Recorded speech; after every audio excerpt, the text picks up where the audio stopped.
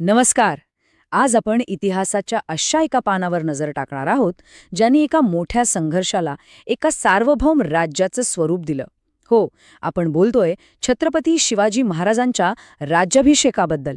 आता हा फक्त एक सोहळा नव्हता, तर खरं तर एका नव्या युगाची ती नांदी होती. पण एक मिनिट, इथे एक प्रश्न साहजिकच मनात येतो नाही का? म्हणजे इतक्या वर्षांच्या संघर्षानंतर स्वराज्य तर उभं राहिलंच होतं, मग एवढ्या मोठ्या भव्य राज्याभिषेकाची नेमकी गरज काय होती? यामागे काही राजकीय कारणं होती की काही वेगळी रणनीती होती? चला तर मग या सगळ्या प्रश्नांची उत्तरं शोधूया. तर झालं असं होतं की स्वराज्याचा पाया घालण्यासाठी अनेकांनी आपलं रक्त सांडलं होतं, बलिदान दिलं होतं. पण आता काळ बदलत होता. फक्त लढाया जिंकून भागणार नव्हतं. आता गरज होती ती पुढचं पाऊल उचलण्याची. आणि ते पाऊल म्हणजे या स्वराज्याला एक अधिकृत, एक कायदेशीर ओळख मिळवून देणं. आणि हे काही सोपं काम अजिबात नव्हतं. विचार करा, रायरेश्वराच्या मंदिरात घेतलेल्या त्या शपथेपासूनचा प्रवास. कितीतरी संकटं, कितीतरी अडचणी. या सगळ्यांवर मात करत स्वराज्य उभं राहिलं होतं. बाजीप्रभू देशपांडे, मुरारबाजी, तानाजी मालुसरे यांसारख्या कितीतरी वीरांनी स्वराज्याच्या यज्ञात आपल्या प्राणांची आहुती दिली होती. आणि म्हणूनच ही एक मोठी राजकीय गरज बनली होती. म्हणजे बघा, या सगळ्या त्यागातून उभं राहिलेलं स्वराज्य हे फक्त काही बंडखोरांचं टोळकं नाहीये, तर ते एक प्रस्थापित सार्वभौम राज्य आहे.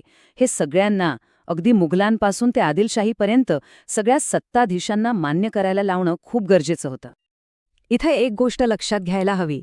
महाराजांनी हे स्वतःसाठी नाही केलं, म्हणजे स्वतःचा गौरव व्हावा किंवा वैयक्तिक सुख मिळावं म्हणून नाही, तर स्वराज्याचे पाय जमिनीमध्ये आणखी घट्ट रोवण्यासाठी उचललेलं हे एक अत्यंत महत्त्वाचं धोरणात्मक पाऊल होतं. आता कोणत्याही राज्याला औपचारिक रूप द्यायचं असेल तर सगळ्यात आधी काय लागतं? बरोबर, एक राजधानी. आणि स्वराज्याची राजधानी म्हणून निवड झाली एका अभेद्य, बुलंद किल्ल्याची. तो किल्ला म्हणजे रायगड. महाराजांनी स्वराज्याची राजधानी म्हणून रायगडाची निवड केली, कारण तो अतिशय मोक्याच्या ठिकाणी आणि मजबूत होता. तिथून संपूर्ण राज्याचा कारभार पाहणं सोपं होतं आणि शत्रूवर नजर ठेवणंही शक्य होतं. थोडक्यात रायगड हे स्वराज्याच्या सत्तेचं नवीन केंद्र बनलं. हो, राजधानी तर ठरली, पण आता वेळ होती त्या मुख्य घटनेच्या तयारीची. एका अशा सोहळ्याची तयारी जो स्वराज्याच्या स्थापने इतकाच, किंबहुना त्याहूनही भव्य आणि महत्त्वपूर्ण ठरणार होता. आणि तयारी म्हणजे काही साधीसुधी नव्हती. विचार करा, मौल्यवान रत्न जडलेलं सोन्याचं सिंहासन बनवण्याचे आदेश दिले गेले. देशभरातल्या मोठमोठ्या राजांना, विद्वानांना, सरदारांना आमंत्रणं पाठवली गेली. येणाऱ्या हजारो पाहुण्यांच्या राहण्यासाठी भव्य तंबू उभारले गेले. इतकंच काय, महाराजांनी स्वतः प्रतापगडावर जाऊन आई भवानीला सोन्याचं छत्र अर्पण केलं. तयारी अगदी जय्यत होती. आणि या भव्यतेचा अंदाज तुम्हाला एका आकड्यावरून येईल. या सोहळ्यासाठी रायगडावर किती लोक जमले असतील? तब्बल 50,000. हो, 50,000 लोक. हा एकच आकडा आपल्याला त्या सोहळ्याचं महत्त्व आणि त्याची व्याप्ती सांगायला पुरेसा आहे. आता एवढा मोठा धार्मिक सोहळा करायचा, तर त्यासाठी मुख्य पुरोहितही तितकेच मोठे हवेत नाही का? म्हणूनच थेट वाराणसीहून, काशीहून त्या काळातले सर्वश्रेष्ठ विद्वान गागा भट्ट यांना खास निमंत्रण देऊन बोलावण्यात आलं.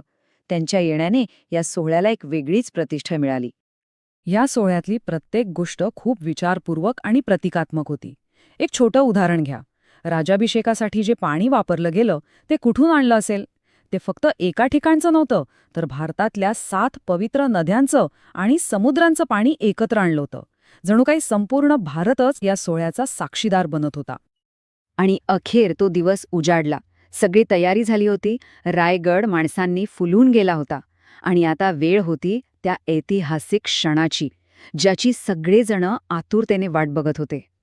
राज्याभिषेकाचे विधी सुरू झाले. आधी 100 छिद्र असलेल्या सोन्याच्या कलशातून पवित्र पाण्याने महाराजांवर अभिषेक करण्यात आला. आणि त्यानंतरचा क्षण तर खूपच विलक्षण होता. एक राजा, जो आता छत्रपती होणार होता, तो थेट आपल्या आईच्या, जिजाऊंच्या पाया पडला, त्यांचे आशीर्वाद घेतले आणि मगच मंत्र्यांच्या साक्षीने ते त्या सुवर्ण सिंहासनावर विराजमान झाले.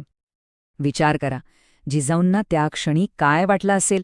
त्यांनी आयुष्यभर जे एक स्वप्न उराशी बाळगलं होतं, त्यास त्यांच्या डोळ्यांसमोर त्यांच्या मुलाच्या रूपात साकार होत होतं. त्यांच्या डोळ्यात जे पाणी आलं ते साधे अश्रू नव्हते, ते होते आनंदाश्रू, एका आईच्या स्वप्नपूर्तीचे अश्रू.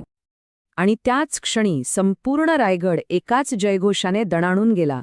क्षत्रिय कुलावतंचं सिंहासनाधीश्वर श्री शिवछत्रपती की जय या एका घोषणेने स्वराज्याला एक नवी ओळख दिली, एक नवा छत्रपती दिला. बरं, सोहळा तर पार पडला, जयघोषही झाला. पण मग पुढे काय? या एका दिवसाने नेमकं काय बदललं? दुसऱ्या दिवसापासून स्वराज्याचं चित्र कसं दिसू लागलं? हे वर्ष होतं 1674. भारतीय इतिहासातलं एक सुवर्णपान असं म्हटलं तरी वावगं ठरणार नाही. या एका वर्षांनी मराठ्यांच्या इतिहासाला एक कलाटणी दिली, एक नवी दिशा दिली. हे बदल खूप मोठे आणि महत्वाचे होते. बघा, राज्याभिषेकाच्या आधी महाराज एक मोठे नेते होते, पण आता ते अधिकृत छत्रपती झाले. आधी स्वराज्याची स्वतःची कालगणना नव्हती, आता राज्याभिषेक शक हा नवीन शक सुरू झाला. स्वतःची अधिकृत नाणी, चलन सुरू झालं. आणि जो एक प्रादेशिक लढा होता त्याला आता एका मान्यताप्राप्त सार्वभौम राज्याचं स्वरूप आलं. आणि हे फक्त आपल्यापुरतं मर्यादित नव्हतं बरं का. या सोहळ्याला इंग्रजांसारख्या परदेशी सत्तांचे प्रतिनिधी सुद्धा हजर होते. त्यांच्या उपस्थितीमुळे अख्ख्या जगाला एक स्पष्ट संदेश गेला की आता दख्खनमध्ये एका नव्या, स्वतंत्र आणि सार्वभौम शक्तीचा, स्वराज्याचा जन्म झाला आहे. आणि हाच मुद्दा आपल्याला एका मोठ्या प्रश्नावर विचार करायला लावतो.